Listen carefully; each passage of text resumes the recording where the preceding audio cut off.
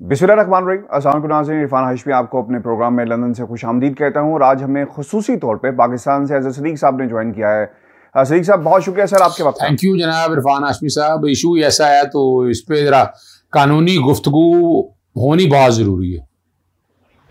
Sir मुझे तो कल से लोग ये कह रहे हैं कि आपके चेहरे पे मुस्कुराहट ख़त्म हो गई, आप क्यों हंस नहीं रहे, क्यों उदास फिर रहे हैं। मैंने कहा चलें, ये क्योंकि कानूनी बातें हैं। खैर, कानून तो सर हमें भी पता है, हमने भी ऑर्डर पढ़ लिया, लेकिन हम चाहेंगे कि आपके ज़रिए पाकिस्तान की आवाम को बताया जाए कि ये फैसला क्या था और इसको किस तरह PMNL की तरफ से दुनिया के सामने रिप्रेजेंट किया जा रहा है और एक निजी टीवी चैनल ने इसको किस तरह रिपोर्ट किया, वो भी उस पर भी हम बात करेंगे। सर, ऑर्डर आपने देखा है सईद साहब? जी बिल्कुल, I have gone through a detail order जो 10 सितंबर का जारी हुआ है। 10 सितंबर का जारी 10 सितंबर का जारी किया गया।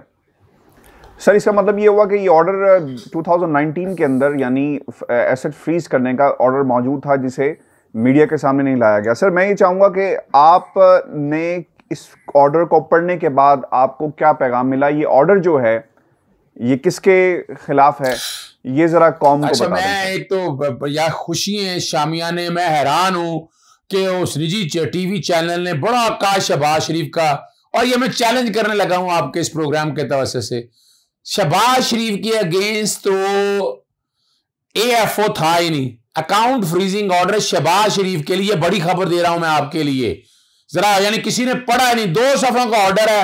और हाल ये है कि बड़े बड़े टीवी एंकर और ये सारी बातें, भाई कानूनी नहीं पता तो अच्छे वकीलों से राब्ता कर लिया करें, उन्हें तो इसका तर्जमा करा लें उर्दू में, फारसी में, हिंदी में, सराइकी में, बलोची में, ताकि समझ आ जाए। मैं आपके देखें, सबसे पहला जो है ना एसेट फ्रीजिंग ऑर्डर जो AFO कहलाता है, 2 हैं। ये 17 दिसंबर को पास हुआ था 12 महीनों के लिए। एक रॉयल बैंक स्कॉटलैंड का है और क्लाइंट अकाउंट है कार्टर रक सोलिसिटर है और नाम है जुल्फकार अहमद। जरा मैं फिर कह दूं, जिसको शहबाज शरीफ समझ रहे हैं उसका नाम है जुल्फकार अहमद, शहबाज शरीफ तो है ही नहीं यहां पर। और दूसरा का और अकाउंट नंबर दिया हुआ है साथ बाकायदा। फिर बार्कलेस बैंक का दूसरा अकाउंट है, वो सुलेमान शहबाज के नाम का है और उसका भी अकाउंट नंबर दिया हुआ है। और ये अपना देखे ना, अगर ये अकाउंट फ्रीज हुए थे आज तक कभी जिक्र किया उन्होंने?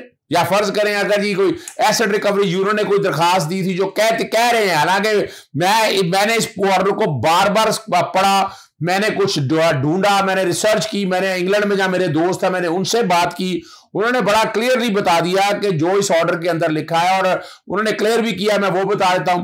पहले तो आएगा 6 महीनों के लिए आया दोनों अकाउंट का, मिस्टर शरीफ और मिस्टर अहमद। कार्टर बैंक को भी पूछा गया और RBS और बार्कलेस बैंक को भी पूछा गया। डिस्ट्रिक्ट जज ने 15 दिसंबर को एक्सटेंड कर दिया 17 मार्च के लिए, 3 महीने के लिए। फिर 5 मार्च के लिए रखा गया 3 मार्च को फिर आ गया 17 जून के लिए एक्सटेंड हो गया, और 15 जून से लेकर और ये मामला चला गया 17 दिसंबर तक। अब बड़ा मजेदार बात है आगे। Upon the application of NCA, national crime agency ने दरखास्त दी कि सेट असाइड कर दें AFOs को, और मिस्टर शरीफ और मिस्टर अहमद ने कंसेंट किया इन राइटिंग में, उन्होंने लिख के दिया जी आप बिल्कुल इसको सेट असाइड कर दें। उन्होंने बाकी बैंकों से पूछा, उन्होंने भी कंसेंट कर, कोई अपोज नहीं किया एप्लीकेशन में, और बाकायदा इसको सेट असाइड कर दिया। जरा बता दें आपको एसेट फ्रीजिंग ऑर्डर होता क्या। मिसाल के तौर पर पाकिस्तान के अंदर अगर आप देखें, नैब के कवानीन बड़े क्लियर हैं। एक इंक्वायरी की जाती है, इंक्वायरी करते हुए कि बंदा अपनी जायदादें वगैरह आगे, इंक्वायरी के दौरान कोई जायदादें आगे पीछे ना कर दे, तो उसके लिए फ्रीजिंग ऑर्डर किए जाते हैं। वो फ्रीजिंग ऑर्डर होते हैं, पहले नैब खुद करती है, फिर कोर्ट में जाता है। कोर्ट अगर फ्रीजिंग ऑर्डर करता है तो इंक्वायरी अपनी जगह चलती रहती है, और फ्रीजिंग ऑर्डर किसी स्टेज के ऊपर भी सेट है, उसका इंक्वायरी और इन्वेस्टिगेशन से ताल्लुक ही नहीं है। सर, आपने इसमें देखा कि 4 दफा इजाजत मांगी गई है अदालत से, 4 दफा इन दोनों अकाउंट्स को छानबीन करने के लिए। अच्छा, मैं देखे ना, मैं जो बड़ी मजेदार बात है कि नेशनल क्राइम एजेंसी ने 2 अकाउंट हैं। अब सवाल वो पूछते हैं कि मनी लॉन्ड्रिंग के हवाले से या करप्शन और करप्ट प्रैक्टिसेस के हवाले से। पहली तो बात है कि नेशनल क्राइम एजेंसी को हम उसे कहते हैं STR कहते हैं, सस्पिशियस ट्रांजैक्शन रिपोर्ट। हमारे भी यहाँ जनरेट होती है जब से FATF का कानून सख्ती से आया है। बैंक में अगर कोई इस तरह की अमाउंट्स आ जा रही हो तो STR इशू कर दिए जाते हैं, और फाइनेंशियल मॉनिटरिंग यूनिट जो है उसकी इन्वेस्टिगेशन और इंक्वायरी करता है। सवाल जो आप पूछता है कि ये पैसा कहाँ से है, क्योंकि ये इंग्लैंड के अंदर ही पैसे हैं, वहां साबित करना है कि ये पैसा किसी क्राइम का है, या फर्ज करें कोई आपने मनी लॉन्ड्रिंग की है। अब अकाउंट के अंदर ही पैसे, और ये सारे अकाउंट के अंदर जो मैंने पाकिस्तान से इस अकाउंट में कोई पैसा नहीं गया। पहली तो बात मैं आपको क्लियर कर दूं, यहां पर ये जितने अकाउंट हैं जो मैंने इनिशियल अपनी इंक्वायरी की है कि वहां लंदन के अंदर ये अकाउंट में ट्रांजैक्शन निकाले जा रहे थे, डाले जा रहे थे पैसे, वो हैरान थे कि ये पैसे एकदम निकाले और डाले क्यों जा रहे हैं। तो इस और क्या है, क्या एक बंदा पैसे जमा भी करा रहा है, निकाल भी रहा है, तो सस्पिशियस ट्रांजैक्शन रिपोर्ट जनरेट हो जाती है। नेशनल क्राइम एजेंसी तक रिपोर्ट हुई, उन्होंने अपना इस अकाउंट को फ्रीज करने के लिए कोर्ट में आ गए। यहां नेशनल क्राइम एजेंसी ने कोई इंक्वायरी इस कॉन्टेक्स्ट में नहीं शुरू की, सस्पिशियस ट्रांजैक्शन के हवाले से इशू है, STR है, ये मनी लॉन्ड्रिंग का केस नहीं है, ना ही ये करप्शन या करप्ट प्रैक्टिसेस का केस है। ये भी लाजमी चैलेंज का इस्तेमाल करो इन लोगों के लिए। यानी होता यही है, किसी ने कहा कान कुत्ता लेके भाग गया, कान देखते नहीं है, कुत्ते के पीछे भागना शुरू कर देते हैं, और बड़े बड़े बलंगो दाफे जनाब एसेट रिकवरी यूनिट आ गया, नैब आ गया। और मैंने वो अच्छा वो एक इन्होंने, इनका कमाल की बात है, इनका जो सोशल मीडिया है उन्होंने अपने तौर पर ना दो लेटर PMLN का वो डाल के ना, वो लोगो डाल के वो जारी किए। मैंने वो सारा गौर से पढ़ा, सारा मुझे दुख और अफसोस इस बात का हुआ, इन दोनों अकाउंट्स के हवाले कोई जिक्र नहीं है इस केस का कि ये जो रेफरेंस नंबर है 2001956160 और 2001956179, ये जो सस्पिशियस ट्रांजैक्शन है, अकाउंट फ्रीजिंग ऑर्डर, इन दोनों खतों में के हवाले से कोई बात नहीं है। हमारा अपना यहां पर एसेट रिकवरी यूनिट ने जो इनमें जो मान लें कि ये सच्चा, ये इनके पास आ गया, इन्होंने निकाल लिया कहीं से। और मैं हैरान इस बात पे हूं कि पहली तो बात है कि इन लोगों के पास ये कैसे आया। फर्ज करिए इंटरनल डॉक्यूमेंट था NCA का, तो नेशनल क्राइम एजेंसी तो इस तरह के डॉक्यूमेंट इनके हाथ नहीं देती ना। ये डॉक्यूमेंट अगर मान लिया जाए कोई जेन्युइन है या लिखा भी गया है, मान भी लिया जाए, तो इनमें तो ट्रांजैक्शन जिक्र ही कोई नहीं है, ये तो शरीफ फैमिली के अगेंस्ट है। और क्या बताया उन्होंने?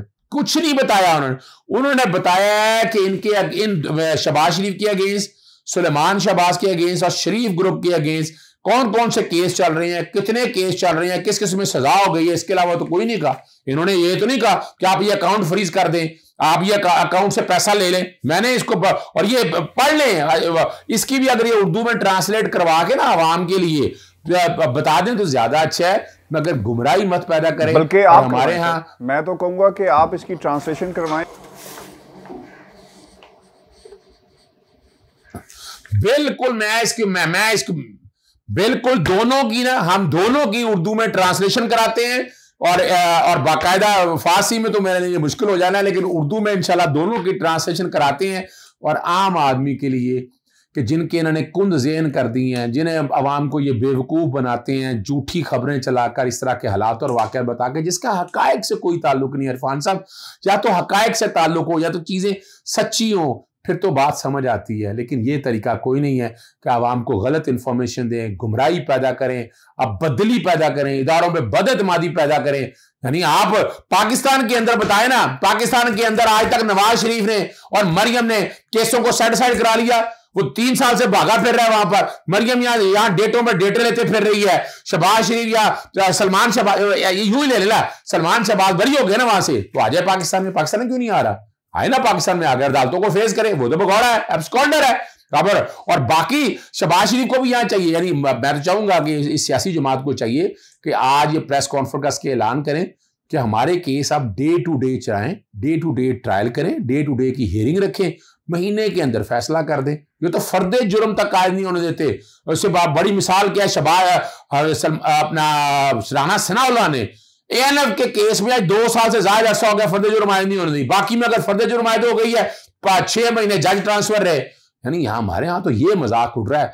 ये आए आगे अल्लाह का नाम लेकर आए और आकर कहें आज ऐलान। मैं उम्मीद रखता हूं कि प्रोग्राम देखने के बाद कहेंगे हमें ऐलान कर रहे हैं कि हम फौरी तौर पर अदालतों में पेश होंगे, डे टू डे ट्रायल चलाएंगे।